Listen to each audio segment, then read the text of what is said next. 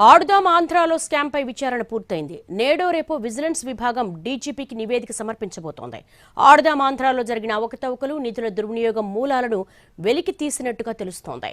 నివేదికల అంశాల ఆధారంగా బాధ్యులపై ప్రభుత్వం చర్యలు తీసుకోనుంది. పరికరాల కొనుగోలు, ముగింపు ఉత్సవాల పేరిట భారీగా దోచుకున్నారన్న విమర్శలు వెల్లువెత్తుతున్నాయి.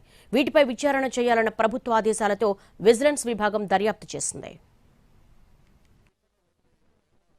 వైసీపీ ప్రభుత్వ హయాంలో నిర్వహించిన ఆడుదాం ఆంధ్ర పోటీల నిర్వహణపై విజిలెన్స్ విచారణ పూర్తయింది. ఈ నివేదికను 1-2 రోజుల్లో డీజీపీకి అందజేయనుంది విజిలెన్స్ టీం.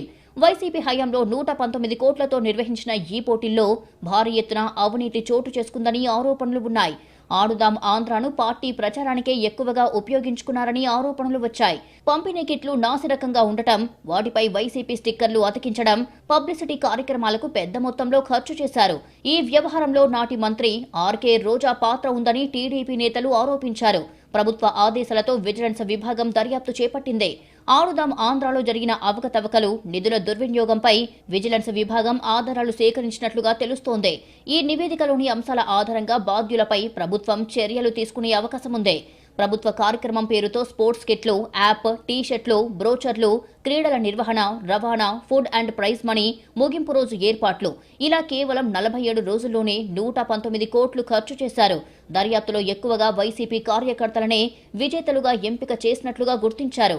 అప్పటి మంత్రి రోజా, నాటి శాప్ చైర్మన్ సిద్ధార్థరెడ్డి చెప్పిన వారికి వర్క్ ఆర్డర్లు ఇవ్వడం ద్వారా భారీగా వెనకేసుకున్నారు అన్న ఆరోపణలు వచ్చాయి. దీనిపై విజిలెన్స్ విచారణ చేపట్టింది. ఆడుదాం ఆంధ్రాలో చేసిన అవినీతిపై పూర్తిస్థాయి దర్యాప్తు జరుగుతుందని, ఆగస్టు 10 తర్వాత మాజీ మహిళా మంత్రి ఏ క్షణంలోనైనా అరెస్టు కావచ్చని టీడీపీ నేతలు చెప్పారు. ఆడుదాం ఆంధ్రాలో జరిగిన అవకతవకలు, నిధుల దుర్వినియోగం మూలాలను విజిలెన్స్ వెలికితీసినట్టు సమాచారం. నివేదికలో అంశాల ఆధారంగా ప్రభుత్వం బాధ్యులపై చర్యలు తీసుకోనుంది. క్రాకర్స్ షో పేరుతో టపాసులు కాల్చకుండా కోట్లు తినేసినట్లు విజిలెన్స్ గుర్తించింది. ఒక ఆటలో వాడిన కిట్లు రెండో ఆటకు పనికి రాకుండా పోయాయని కొందరు ఆటగాళ్లు విజిలెన్స్ అధికారుల దృష్టికి తీసుకువచ్చారు.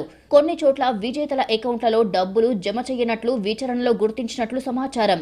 ఈ పరిణామాలు చూస్తే మాజీ మంత్రి ఆర్కే రోజా చుట్టూ ఉచ్చు బిగుసుకుంటుందని రాజకీయ వర్గాలు భావిస్తున్నాయి.